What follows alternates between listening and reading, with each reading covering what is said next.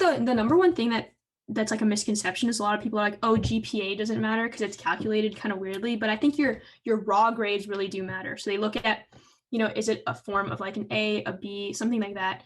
A lot of colleges, especially like I'm from California, so I sort of do things on like the UC scale. So a lot of times they just drop the end. So A minus or A plus, they just collapse it all into an A. So you want to make sure that your grades are solid, like number one, junior year.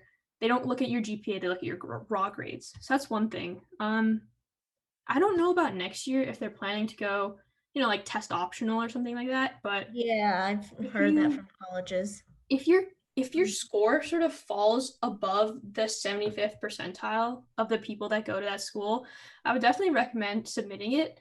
The ACT and SAT, like they just get you through the door. They aren't like a distinguishing factor. So like if they're comparing me with someone and we're sort of similar, they won't be like, oh, Arushi got like a 35 on her ACT, but this person got a 36. So we're going to go with this person. No, they're going to go through a couple more rounds and try to see like what extracurriculars you have. So it's more about just getting yourself into the process so they can look at the rest of your stuff. I would say that extracurriculars wise, a lot of it has to do with what you want to study. So if you want to do engineering, make sure you have your engineering. Sorry, the lighting's kind of off, but if you want to do engineering, make sure that your extracurriculars are to do with engineering. If you want to do pre-med, try to find some pre-med stuff.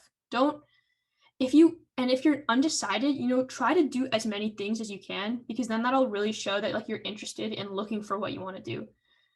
Don't if you're interested in engineering and you have a lot of like, let's say like English sort of things, it's going to be a little hard to like use those in your essays to show that you're interested in engineering.